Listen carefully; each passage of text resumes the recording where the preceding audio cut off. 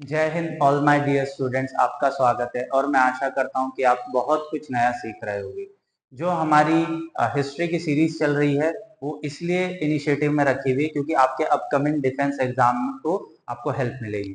दूसरी चीज है, बहुत से बच्चे सोचते होंगे कि सर 6th 7th क्लास की एनसीईआरटी आप पढ़ा रहे हैं, ये हमको हेल्प करेगी क्या? मैं बोल रहा हूँ डैम श्योर करेगी। आप इसमें शक ही मत करिए। देखिए, अगर आप प्रीवियस ईयर क्वेश्चन उठा के देखेंगे तो आपको यहाँ 6th 7th 8th 9th 10th की ही हिस्ट्री मिलेगी, क्योंकि ये कोर सब्जेक्ट है। देखो, कोर सब्जेक्ट हमेशा कोर से ही स्टार्ट होता है। हम 11th 12th को भी टच करेंगे। एक 9th और एक 8th, ये ऐसी हिस्ट्री है जो कि वर्ल्ड हिस्ट्री के बारे में बात करती है, जैसे फ्रेंच रेवोल्यूशन, नेपोलियन।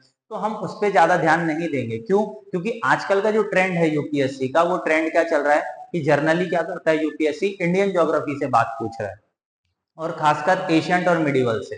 तो आप निश्चित रहिए और पढ़ते रहिए। मैं आपके लिए 11th 12th की हिस्ट्री भी लेके आऊंगा और बहुत जल्द लेके आऊंगा, क्योंकि मुझे ज्योग्राफी भी पैरेलली कंप्लीट कराना है।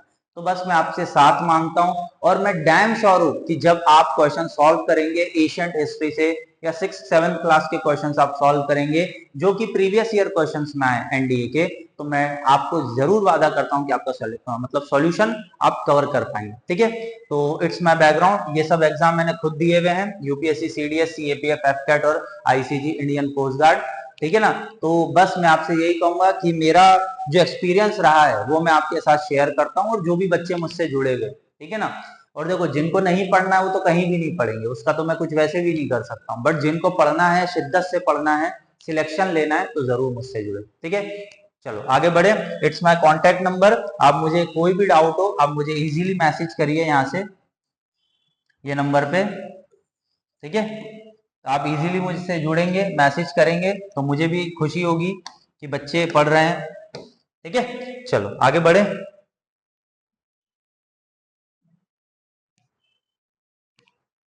Wait for a minute. 8 chapter है, 7 चैप्टर तक हमारा हो चुका है, तो 8 चैप्टर की तरफ हम लोग मूव ऑन कर रहे हैं। तो सबसे पहले हम क्या देखेंगे, 18th सेंचुरी। अब बात चल रही है 18th सेंचुरी की। ये टाइम पीरियड हो गया औरंगजेब के डेथ के बाद का। 1707 में औरंगजेब की डेथ हो गई, और लास्ट मुगल रूलर भी अब देखा जाए तो अब समाप्ति तरफ हो चुके हैं, क्योंकि 1857 में जो क्रांति हुई थी, जिसे हम क्या बोलते हैं, 1857 रिवॉल्ट। ठीक है? क्रांति बोल लो या रिवॉल्ट बोल लो। ठीक है? तो ये हमें जस्टिफाई करता है कि 18th सेंचुरी मतलब मिड 18th सेंचुरी मतलब 17th सेंचुरी 01 से लेके 1790 मतलब हम बोल सकते हैं 18th सेंचुरी है। ठीक है? 1701 से लेके 1799 वाला टाइम पीरियड को हम बोलेंगे 18th सेंचुरी। तो मतलब ये औरंगजेब के टाइम पीरियड की बात चल रही है। तो अभी हमें देखना है कि किस तरीके से मुगल एम्पायर एक्सपांड कर चुका था, और मुगल एम्पायर ने जो एक्सपांजेशन दिया है वो किस तरीके से हेल्प करेगा। ठीक है? चलो, if you looking a map 1 and 2 closely sometime, देखिए, फिर मैं लाइन बाय लाइन क्यों पढ़ाता हूं, मैं खुद के नोट्स भी लेके आ सकता हूं, पर आपको समझना पड़ेगा। ये एनसीईआरटी में लाइन बाय लाइन इसलिए पढ़ाता हूं कि आपको हेल्प होगी। आप खुद से रीड करोगे ना, ऑटोमेटिक समझ में आ जाएगा। एक बार टीचर ने पढ़ा दिया, जैसे हमारे टीचर थे वो भी हमको पढ़ाते थे, तो वो उनके नोट्स लेके आते थे, बट जनरली मैंने ये महसूस किया है जब मैं खुद पढ़ता हूं ना तो बहुत इजी हो जाता है, तो आप लोगों को भी इजी हो जाएगा। Subcontinent during the first half of the 8th century. Notice how the boundaries of Mughal emperor were reshaped by the emerging of number of independence. ठीक है? तो अब मुगल टेरिटरी को देखेंगे हम लोग। चलो, ये मराठास, ये गुजरात, ये मालवा वाला रीजन, ये बंगाल वाला रीजन, ये अवध, और ये आपका हैदराबाद। ठीक है? और यहीं से आप मैसूर वाला किंगडम देख सकते हो। ये इधर वाला जो किंगडम है ये टीपू सुल्तान का रहा है। ठीक है? ये बरोडास या पूनास, ये बरोडा किसका था? भोसलेस का, भोसले। जयपुर घराना, ये जाट। जाट बेसिकली कहां से बिलोंग करते थे? धौलपुर और भरतपुर। इसलिए यहाँ के जो स्टेट है राजस्थान, सरकार ने इनको ओबीसी में नहीं डाला हुआ है। क्यों? क्योंकि ये भाई यहाँ के राजा रह चुके हैं। ठीक है? उसके बाद ये सिख लैंड, ये देखो, ये वाली जो टेरिटरी है, जिसे पंजाब वाला जो बोलते हैं, सिंध, मतलब सिंध वाला और ये पंजाब वाला, राबी, बियास, झेलम, सतलज, और मतलब ऐसे कुल मिला के 5 रिवर्स है, ठीक है। रावी, बियास, झेलम, सतलज, चिनाब, ये 5 रिवर हो गई। तो ये 5 रिवर, ये जिसे पंचनद पंजाब बोलते हैं। अवध वाला रीजन, अवध के नवाब, ठीक है ना, वाजिद अली शाह अवध के नवाब। ये भरतपुर वाला रीजन आ गया। आगरा, आगरा से दिल्ली का मात्र आप बोल के 100 किलोमीटर मान के चलो, इतना ही दूर, ठीक है। और उसके बाद मुर्शिदाबाद, बंगाल, ठीक है, बेगम हजरत महल वाला, ठीक है। तो आप देख सकते हो ये सब चीजें आपको ये मैप में देखने को मिलेंगी। आगे बढ़े। अब ये दूसरा map, kingdoms. By 1765, notice how another power, the British, had successfully grabbed the major chunks of the territory of Eastern India. Eastern India वाला ये वाला पार्ट है जो ब्रिटिश इंडिया ने क्या किया था, मिड 18th सेंचुरी में ग्रैब कर लिया था, ठीक है। अभी आप धीरे धीरे आगे बढ़ते जाएंगे क्योंकि 1765 के टाइम में बक्सर का युद्ध हो गया था। कब हो गया था बक्सर का युद्ध? बक्सर कहां पर है? बिहार के अंदर है, ठीक है। What tell map about the political condition of 18th century, ठीक है। तो अब धीरे धीरे आगे बढ़ेंगे। ये देखो, सबसे पहले औरंगजेब की डेथ के बारे में ही बताया गया है, अगर आप समझ पाएंगे तो। In this chapter we read about the emerging of new political group in the subcontinent during the first half of the 18th century, रफली 1707 व्हेन औरंगजेब डाइड। मैंने भी ये पहले थोड़ी देर पहले बोला था कि औरंगजेब की डेथ कब हो गई थी? 1707 में। और उसके बाद जो मुगल आए थे वो सब मतलब बोल सकते हैं, इसके बाद आया था बहादुर शाह जफर, ठीक है, इसके बेटा ही था। तो उसने कोशिश करी थी, पर वो कब बना था? एज ऑफ 63 की उम्र में तो खुद राजा बना था, ठीक है। तो औरंगजेब ने बहुत अच्छी वो करी थी, मतलब क्या बोल सकते हैं, अपनी उम्र पाई थी, ठीक है। Till the third battle of the Panipat. तो third battle of the Panipat कब हुआ था? 1764 में। किसके बीच में हुआ था? मराठास, ये रहे हमारे मराठास, और किसके बीच में हुआ था? आपके अहमद शाह अब्दाली, ठीक है। अफगानी तो नहीं बोल सकते, दुरानी वंशज थे वो, ठीक है। चलो आगे बढ़े। The crisis of empire and later Mughal, the chapter 4 he saw Mughal empire reach the height of the succession. बिल्कुल, आप बिल्कुल चैप्टर वाइज देखते जाइए, मैंने चैप्टर वाइज डाले हुए तो आपको और अच्छे से समझ में आएगा। The height of the succession start facing a variety of crisis toward the closing year of 17th century। तो 17वीं शताब्दी मतलब एक टाइम था जब जेनिथ पे था औरंगजेब और जहांगीर, ठीक है ना, हुमायूं के टाइम पे, और एक टाइम आ गया कि बस गिरने वाला है। These were caused by the number of factors. Emperor Aurangzeb had depleted the military, financial resources at emperor by fighting the long war of the Deccan। तो औरंगजेब खुद बोलता था कि मैंने अपने वंशजों को डुबा दिया है। क्यों? क्योंकि 20 साल तक वो दक्कन में था और मराठास को, निजाम को और बीदर बिरार को हराने में लगा हुआ था, ठीक है ना। तो जब ये किंगडम्स को हराने में हराया, औरंगजेब ने हरा भी दिया, पर मुद्दा सबसे बड़ा क्या हो गया? जो मिलिट्री रिसोर्सेज लगे, सबसे बड़ा क्राइसिस वही आ गया, जिसे हम क्या बोलते हैं? जमींदारी क्राइसिस। क्या बोलते हैं? जमींदारी क्राइसिस। और जमींदारी क्राइसिस क्या है? अगर डेक्कन में आप देखोगे तो ज्यादातर फर्टाइल एरिया नहीं है। तो अब जिस राजा को आपने हराया, जिस चीफ 10 को आपने हराया, तो वो क्या मांगेगा? जमींदारी। तो जमींदारी आप कहां दोगे? नॉर्थ में दोगे। तो नॉर्थ में तो जिनको दी थी उसको आधा करके दोगे, तो वो भी एक समस्या हो गई। तो नॉर्थ वाले और बोल रहे कि आपने हमारी जमींदारी उनको दे दी, साउथ में जमीन है नहीं। तो ऐसे एरिया में जाके आपने जमींदारी क्राइसिस क्रिएट कर दिया और फाइनेंशियल प्रॉब्लम क्रिएट कर दी, ठीक है। Under this successor the efficiency of imperial administration broke down.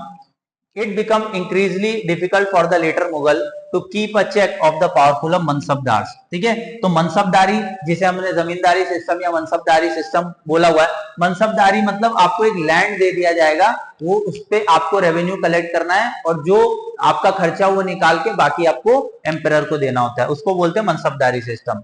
Nobel appoint by the governor, जिसे सूबेदार बोला जाता था, ऑफ्टन कंट्रोल द ऑफिसर, ठीक है। आगे बढ़ते हैं।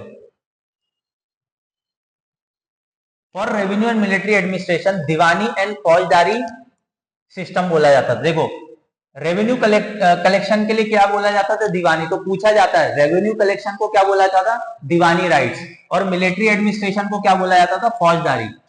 This gave the extraordinary political, economic and military power or the vast region of the Mughal emperor. तो मुगल एम्परर जो भी रहे, अकबर, जहांगीर, शाहजहां, तो इनने बहुत अच्छे तरीके से मैनेज करने की कोशिश करी थी, बट औरंगजेब के बाद ये किसी से मैनेज नहीं हो पाई।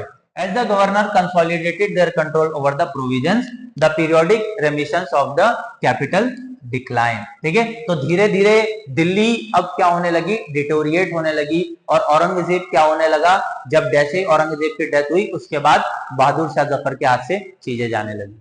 Peasant and zamindar rebellion is many part of the northern and west India added the problems. बिल्कुल, अब जैसे राजा मर गया तो ज्यादा उसकी पावर बची नहीं, अब जब पावर बची नहीं तो क्या पीजेंट मतलब किसान और जमींदार मतलब जो लैंडलॉर्ड होते थे उन्होंने आंदोलन छेड़ दिया।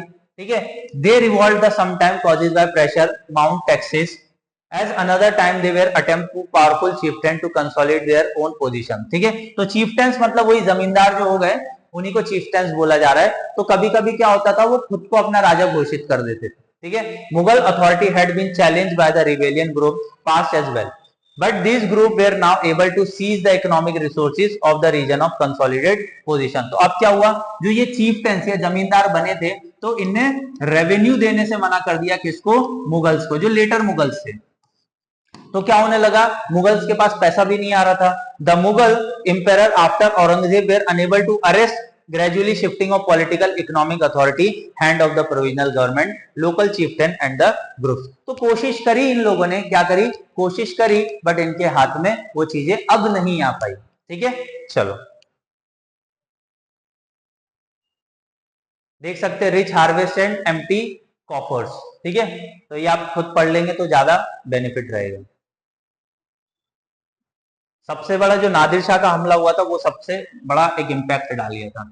इन the midst of this economy and political crisis the ruler of Iran, कहाँ का है नादिर शाह, कहाँ का था, ईरान का था। ठीक है, स्नैक एंड, ये बैटल ऑफ पानीपत में नहीं आया था, ये नादिर शाह नहीं था, वो शेर अब्दाली था। ये कंफ्यूज मत करना, ये नादिर शाह है।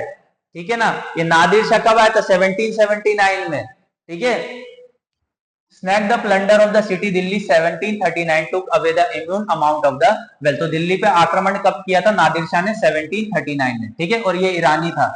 ठीक है, वो दुरानी था भाई, कंफ्यूज मत होना, अब्दाली अलग था, दुरानी ये अलग है नादिर शाह। ठीक है, ये ईरानी है।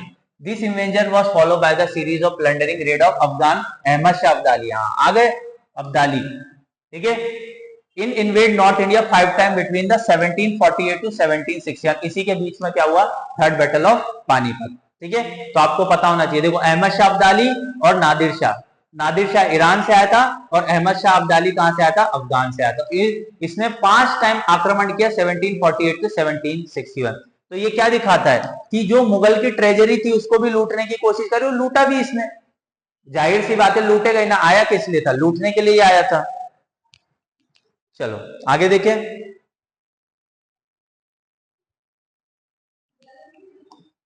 Already under severe pressure from all sides, the emperor was further weakened by competition among the different group of nobles। nobles मतलब उनके जो कोर्ट्स में बैठे होते थे मुगल्स के, तो उनको क्या बोला था, nobles। They were divided into the major group of faction, ईरानीस और तुरानीस। तो नोबल्स में भी क्या डिवीजन आ गया, जो नोबल्स थे, सामंत जिसे बोल सकते हैं, उनके अंदर क्या डिवीजन आ गया, ईरानीस और तुरानीस का। ठीक है, तुरानीस मतलब नोबल ऑफ टर्किश रीजन। ठीक है, वो तर्क से तुर्कमेनिस्तान से बिलोंग करते थे, इसलिए उसको तुरानीस बोला जाता था। For a long time the later Mughal empire were complete in the hand of either one of the powerful groups. ठीक है, तो धीरे धीरे क्या होने लगा कि जो मुगल एम्पायर्स थे, धीरे धीरे मुगल एम्पायर्स क्या होने लगे, पपेट बनने लगे, किसके, ईरानी ग्रुप के और तुरानी ग्रुप के। ठीक है, चलो आगे देखें। देख सकते फारूक सियार रिसीविंग अ नोबल कोट, ये रहे Farrukh Siyar. Powerful group possible humanity came when the Mughal empire Farrukh Siyar. Farrukh सियार ये मुगल एम्पायर रहा है 1737 से लेके 1790, और फिर उसके बाद आलमगिरी सेकंड, ये लास्ट की रहा है बोल सकते हैं, 1754 to 1759 were assassinated and the two other Ahmad Shah 1748 to 1759 और शाह आलम द्वितीय तो 1759 से लेके 1860 ब्लेंडेड देयर नोबल्स। तो ये सब फिलॉसफी रही है। ये हम जब पढ़ेंगे, कब पढ़ेंगे, जब आपका बिपिन चंद्रा वगैरह पढ़ेंगे तो और अच्छे से पढ़ेंगे आप। ठीक है ना, देखिए यहाँ 7th क्लास की है तो फैक्चुअल डेट याद रखो बस।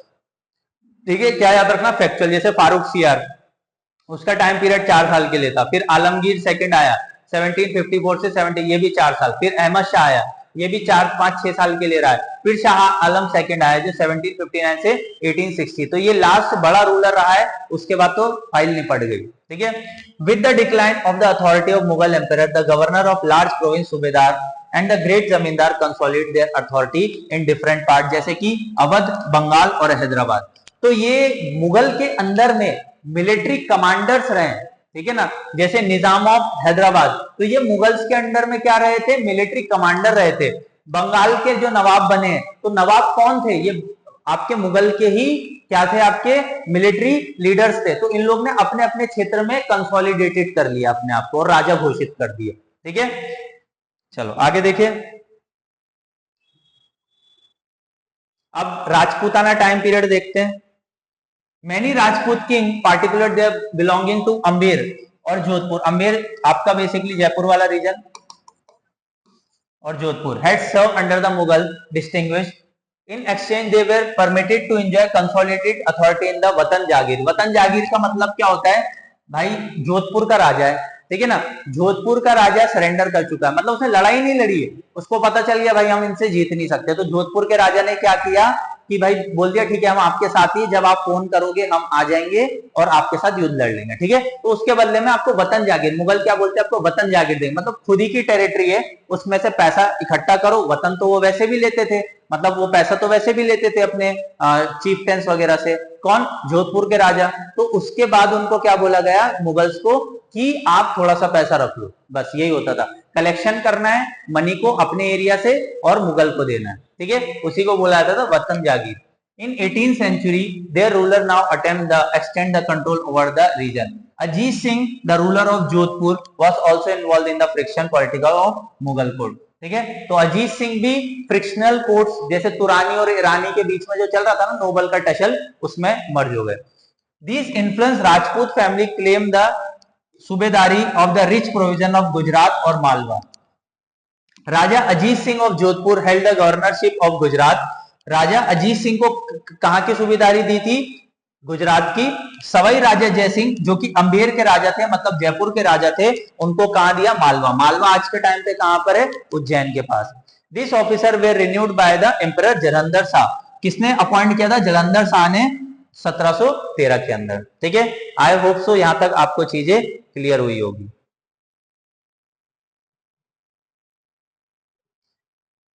Next, they also try to extend their territory by seizing the portion of imperial territory by the Vatans.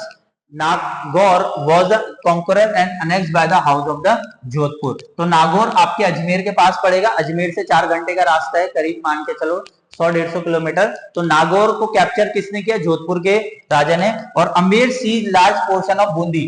तो जो जयपुर के घराना था उसने बूंदी घराने को, बूंदी कोटा के पास है, ठीक है, जो आईआईटी पढ़ने जाते हैं उनको पता होगा, बूंदी मात्र 20 मिनट लगता है कोटा से बूंदी का। Sawai Raja Singh found the new capital, जिसको क्या बोला जाता है, जयपुर, ठीक है। आज के टाइम जो अमेर है वो जयपुर को ही बोला जा रहा है। He was given the subordinate सूबेदार ऑफ आगरा 1722। सूबेदार मतलब बोल सकते company commander type. Maratha campaign into the Rajasthan from 1740 put serve pressure of principality and check their further expansion। तो मराठास राजस्थान टेरिटरी पे भी जा रहे थे आक्रमण करने के लिए, बट काफी सारी चीजें आप देख सकते हैं।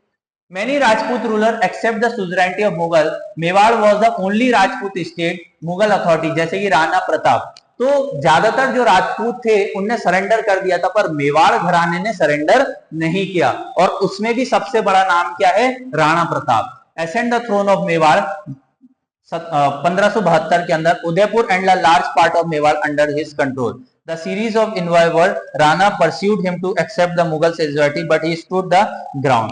तो राणा ने, महाराणा प्रताप ने कभी सुजरेंटी एक्सेप्ट नहीं करी और हल्दी घाटी का महान युद्ध लड़ा। वहां से वो चले गए थे, वो अलग बात है, वो घायल हो गए थे, बट वो वहां शहीद नहीं हुए थे महाराणा प्रताप हल्दी घाटी के युद्ध में, ठीक है। चलो आगे बढ़े, एक्सपेंशन देख लिया। ये रहा चित्तौड़ का किला। चित्तौड़ का किला जाके आइए, घूम के आइए, मजा आएगा। चित्तौड़ का किला अब उतनी तो खासियत बची नहीं है, पर हाँ एक समय था। ये रहा जंतर मंतर, सवाई राजे जयसिंह ने बनाया, बहुत पढ़ा लिखा इंसान था। Raja Jai Singh of the Jaipur, description of Raja Jai, Persian account of 1732। ठीक है, तो उनको बहुत ज्यादा एक्सपीरियंस था ये सब जंतर मंतर सब बनाने का, तो उन्होंने बहुत सारी जगह बनाई है, तो आप जाके सर्च करेंगे। ये मेहरानगढ़ फोर्ट है। कौन सा फोर्ट है ये? मेहरानगढ़, जोधपुर के अंदर है, बहुत खूबसूरत फोर्ट है, देखिए जाके। Sawai Jai Singh rule the Amber construct 5 astronomical observatory. Question बस पूछा है, सवाई जय सिंह जो कि अंबेर, अंबेर मतलब जयपुर के राजा, तो उसने कहाँ का ऑब्जर्वेटरी बताई थी? क्यों ऑब्जर्वेटरी उसने बनाने का काम क्यों किया था? कि उनके तारा देखना था, तारा देखना था, मतलब खगोल शास्त्र पढ़ना था, इस वजह से। कहाँ बनाई?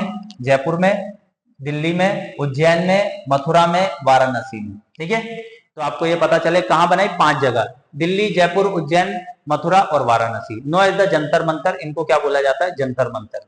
ठीक है, ये क्या है? Observatory and various instrument study the celestial bodies. ठीक है, तो ये 18th सेंचुरी की बात है और आप ये पढ़ सकते हो। मेहरानगढ़ फोर्ट, जोधपुर। नेक्स्ट अब देखेंगे सिख लैंड, महाराजा रंजीत सिंह वाला।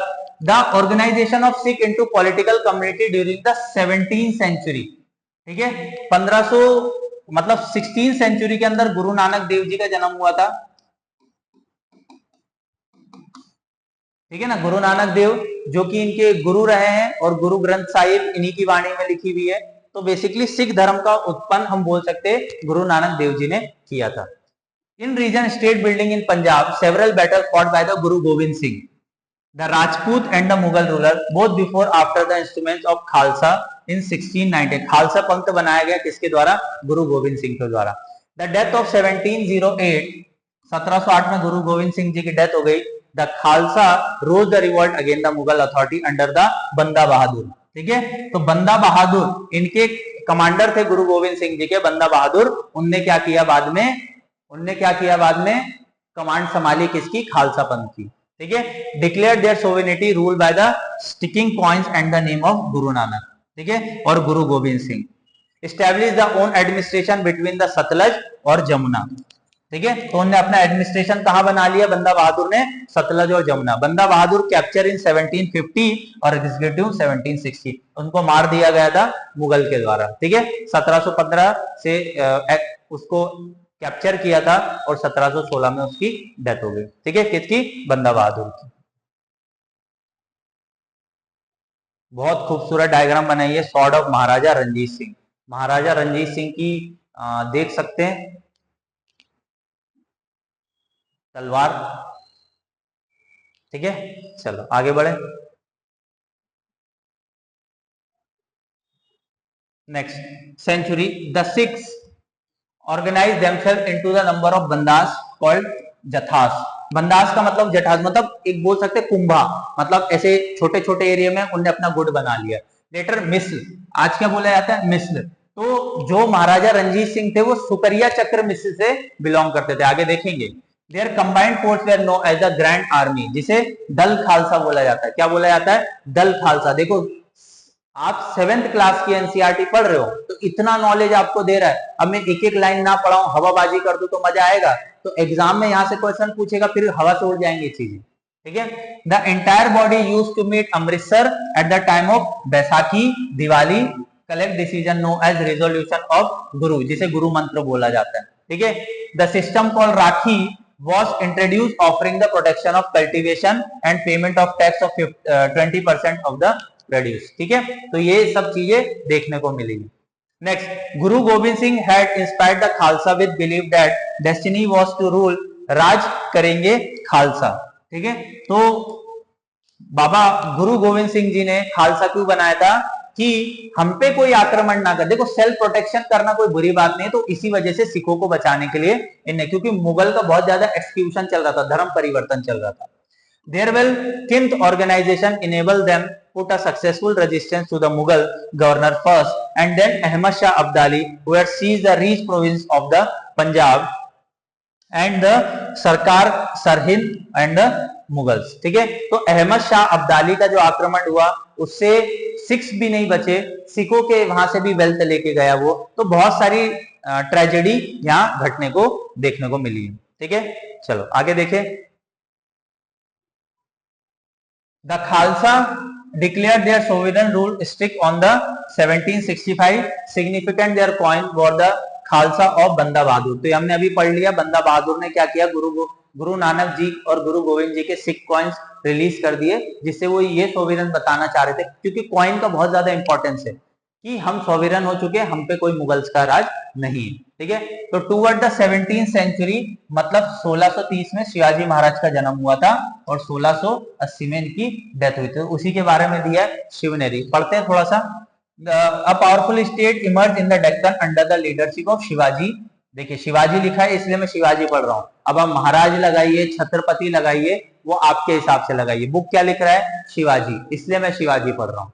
Which finally led to the establishment of the Maratha state. Shivaji was born Shahji and Jijabai to Shivneri fort in 1630। तो फैक्चुअल क्वेश्चन है, शिवाजी महाराज का जन्म कब हुआ था? महाराज इसलिए बोला जाता था, वो कभी नहीं चाहते थे कि मैं कोई महाराज बनूं, कोई छत्रपति बनूं, उनको कोई मजा नहीं आ रहा था, क्योंकि वो यही बिलोंग करते थे इक्वलिटी पे। पर मुद्दा ये था क्योंकि उनको कोई मान ही नहीं रहा था कि वो राजा है, या मतलब वो मान ही नहीं रहे थे लोग बाग कि वो किसी लेवल के व्यक्ति है, इसलिए उनको छत्रपति का टाइटल लेना पड़ा। तो शिवाजी वॉज बॉर्न शाहजी, शाहजी उनके पिताजी का नाम है और उनकी माता का नाम क्या है, Jijabai. Under this guidance his mother and guardian दादा कोंडवा, दादा कोंडवा इनके कौन थे, गुरु मान सकते हैं। Shivaji embarked the career, conquered the young age, the occupation of Javli made him to undisputed leader of the Mawla Highland, which paved the way of further expansion। तो धीरे धीरे उन लोगों ने क्या किया, जो आपका डेक्कन वाला रीजन है वहां एस्टेब्लिशमेंट चालू कर दिया। तो थोड़ा सा हम मराठाओं के बारे में पढ़ेंगे। देखो 7th क्लास की जितना नॉलेज दे रहा है उतना रखो, फिलहाल हम आगे पढ़ते जाएंगे, टेंशन मत लो, पर यहां से कोई क्वेश्चन नहीं छूटना चाहिए। ठीक है, 1630 में इनका जन्म हुआ था। Chhatrapati Shivaji establish Chhatrapati Shivaji Maharaj. The Maratha kingdom was powerful region kingdom arise out the sustain opposition of Mughal. Shivaji 630 से लेके 1680 जो मैंने ऊपर बताया था, स्टेबल किंगडम बनाया था और पावरफुल वॉरियर फैमिली से आते थे, जिसको क्या बोला जाता था, Deshmukh. With the support of powerful warrior family, तो वहां देशमुख, आज भी देखोगे महाराष्ट्र वाले रीजन में देशमुख या पाटिल बोले जाते हैं, पावरफुल फैमिली से।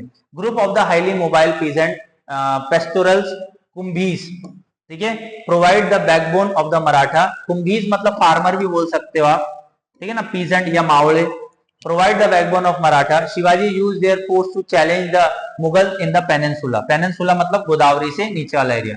After Shivaji death active powerful of Maratha state was widely by the family of Chitpavan ब्राह्मण। तो ये आ गए आपके पेशवा, कौन आ गए, पेशवा। तो पेशवा के हाथ में अब क्या आ गया, पूरा मराठा साम्राज्य आ गया। Shivaji successor was Peshwa principal minister. Poona become the capital of Maratha kingdom. ठीक है, तो पूना क्या बनने लगा, मराठा किंगडम बनने लगा। तो अगर नॉलेज अच्छा लग रहा हो तो लाइक और शेयर आपको जरूर करना है, इसमें कोई कॉम्प्रोमाइज नहीं होना चाहिए। ठीक है, देखो छत्रपति शिवाजी महाराज का टाइम पीरियड, संभाजी महाराज 1681 से लेके 1689, मुगल एम्परर ने इनकी डेथ कर दी थी। आपको लिखना है कौन से मुगल एम्परर ने इनकी डेथ करी थी। ठीक है, उसके बाद छत्रपति राजाराम, ये इन्हीं के बेटे थे, और दूसरी वाइफ से महारानी ताराबाई। शाहू महाराज सबसे लास्ट सन बचे, और औरंगजेब की डेथ होने के बाद ही शाहू महाराज को छोड़ा गया। और ये आरसी मजूमदार ने लिखी हुई है ये सब चीजें। ठीक है, द मुगल एम्परर। ठीक है, next, under the Peshwa the Maratha develop a very successful military organization, the success by the bypassing the fortified area of Mughal। देखिए शिवाजी महाराज ज्यादातर महाराष्ट्र के बाहर कभी गए नहीं, मतलब कैसे इन सेंस बोल रहा हूं, गए नहीं लड़ाई लड़ने, ज्यादातर वो जाते नहीं थे, क्योंकि उनको अपना एरिया बचाना था। क्योंकि उनके पास जो मतलब मिलिट्री थी वो क्या थी, मावड़े थे, मावड़े मतलब किसान। तो वो जानते थे मुगल के अगेंस्ट हम लोग फ्रंट वॉर खेलेंगे तो हमको गाजर मूली की तरह काटेंगे, तो इसलिए वो गोरिल्ला वॉरफेयर खेलते थे। ठीक है, जिसे गनीमा कावा बोला जाता है। ठीक है, the succession bypass the fortified area of Mughals, raiding cities, engaging Mughal armies in area, supply line and reinforcement could easily disturb. ठीक है ना, तो धीरे धीरे क्या हुआ, पेशवा के टाइम पे पेशवा रेड मारते थे। ठीक है ना, पेशवा रेड मारते थे सरदेशमुखी लेने के लिए। ठीक है, चौथ तो खुद के टेरिटरी में होगा, सरदेशमुखी दूसरे टेरिटरी में होगा। Between 1720 to 1761 the Maratha Empire expand, ये टाइम पे 40 साल में एक्सपांड किया। It gradually achieved over the authority of Mughal emperor. Malwa and Gujarat were seized by the Mughal by 1720. By the 1730, the Maratha king was recognized as overlord of the entire Deccan Peninsula. He possessed to right चौथ और सरदेशमुखी. आ गया चौथ और सरदेशमुखी. चौथ ये खुद से वसूलते थे, सरदेशमुखी बाहर से वसूल. Entire the region. ठीक है, देखो जो जो चीज बता रहा हूं मजाक में ना लेना. चौथ और सरदेशमुखी, चौथ महाराष्ट्र के लोगों से लिया जाता था, सरदेशमुखी बाहर के लोगों से लिया जाता था. अगर सरदेशमुखी मतलब मराठाओं की रेड से बचना है तो क्या देना पड़ेगा, सरदेशमुखी देना पड़ेगा. After the Delhi in 1735, frontier of Maratha dominant expand rapidly into Rajasthan and the Punjab into the north, into Bengal and Orissa and East Karnataka and the Tamil and the Telugu country in the south. तो हमने देखा मराठा ने बहुत सारी जगह क्या मारा हुआ है, रेड मारा हुआ है. These were not formally include the Maratha Empire but were paid to tribute a way accepting Maratha sovereignty. तो यही बात है, उनको क्या देना पड़ेगा, चौथ देना पड़ेगा, चौथ सरदेशमुखी देना पड़ेगा. Accepting the Maratha sovereignty, expansion brought the immense resource, came the princes, the military campaign, ruler hostile toward the Marathas, and the result they were not inclined to support of Maratha during the Third World War. World war तो क्या बोल रहा हूँ, third battle of the Panipat. तो third battle of the Panipat 1761 में हुआ, तो मराठाओं का सपोर्ट करने कोई नहीं आया. डीप में पढ़ेंगे, एक समय आएगा डीप भी देखेंगे. थर्ड बैटल ऑफ पानीपत का क्या सिचुएशन रहा है हम सब पढ़ेंगे, पर मुद्दा है पहले हमको क्या देखना है, जो 7th क्लास की एनसीईआरटी उतना ही पढ़ना है. ठीक है, ज्यादा इधर उधर भागेंगे तो मजा नहीं आएगा.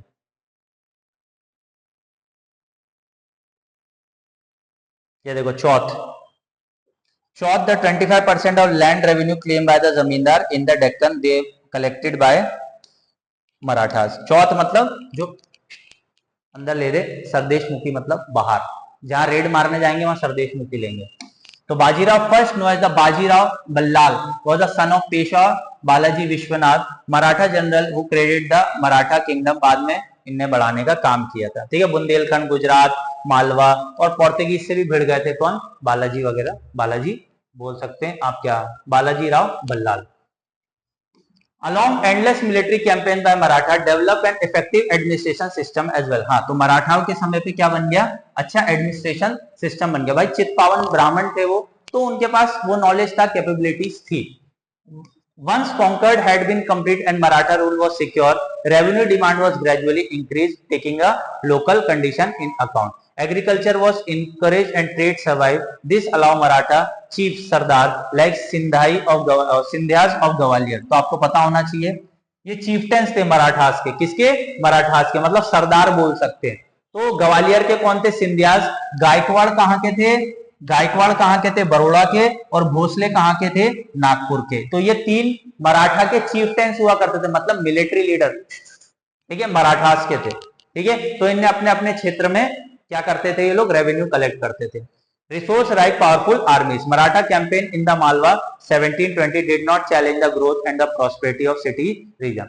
Ujjain expanded under the Scindias patronage. तो उज्जैन किसके अंडर में था, Scindias of Indore under the Holkars. ठीक है, तो आज भी आप देख सकते हो ज्योतिया राजे सिंधे यही होलकर परिवार से, सिंधिया परिवार से बिलोंग करते हैं. वो उनकी पूर्वज थे, सिंधियास, वही है ये उज्जैन वाला reason. By all accounts, these cities were large and prosperous function of important commercial and cultural center. तो उज्जैन आज भी बहुत बड़ा महाकाल का बोल सकते हैं नगरी है, और उसे हम क्या बोलते थे, और सिल्क प्रोडक्शन के लिए भी बोलते थे, और सिल्क रूट भी बोलते थे, जिसको कंट्रोल करने के लिए कोशिश करा था किसने, मराठाओं ने. New outlet in Poona, the Maratha capital, Burhanpur which the earlier. ठीक है, Burhanpur.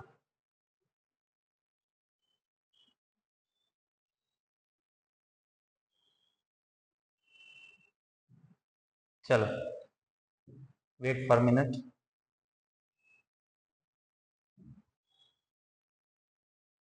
Particular in the trade between Agra and Surat now expanded its hinterland to include Pune और नागपुर, साउथ लखनऊ एंड इलाहाबाद. तो मराठास बहुत सारे जगह पहुंच गए थे. वहां चौथ देखा था, और ये सरदेशमुखी है. The land revenue paid by the head revenue of the Deccan, मतलब अलग अलग विरासत इनको सब चीजें देगी. ठीक है, अब जाट्स देखते हैं. जाट्स में सबसे बड़े जो जाट रहे चूरामन, बहुत बड़ा नाम रहा है इनका, चूरामन जाट. ठीक है ना। Jat consolidate their power during the 17th century and 18th century. Leader Churaman they acquired the territory situated the west of Delhi. Delhi तक पहुंच गए थे जाट, ठीक है। 60 ये वही राजस्थान वाले जाट है। They become dominant in the region implied Delhi and Agra while they become the virtual custodian of the Agra city। Agra इनके अंडर में आ गया था। तो पावरफुल जाट यहाँ पढ़ो, इंपॉर्टेंट है। Powerful Jat reach zenith under the Surajmal, ठीक है, और चूरामल। दो भाई थे, सूरजमल और Churamal. Consolidate the Jat state Bharatpur, मैंने स्टार्टिंग में ही बताया था, भरतपुर, धौलपुर, ठीक है ना, present day Rajasthan. During 1756 to 63, ज्यादा समय तक नहीं रहे पर हाँ रहे। Under the political control of Surajmal include the part of modern Rajasthan, Haryana, Uttar Pradesh, Delhi, इतना तक कवर करके बैठे हुए थे, ठीक है। चलो आपको दिखाऊंगा आगे पिक्चर्स वगैरह है। Delhi, Surajmal build a number of fort, palaces and the famous Lohagarh fort जो कि भरतपुर के अंदर है। तो आप जाके विजिट करिए, कभी मजा आएगा देखने के लिए। तो एक एक चीज इंपॉर्टेंट है, थोड़ा सा लिंक जोड़ना मुश्किल हो सकता है बट मैं पूरा आपको सेटअप करके दे रहा हूं किस किस टाइम पे 18th सेंचुरी में उठापटक हो रही थी। The Jat were prosperous agriculture and town by Panipat और Ballalgarh become the important trading centre of the dominant by the them. तो जाट जैसे सूरजमल और चूरामल इसके अंदर ही मतलब इन्होंने पैट्रोनेज किया था।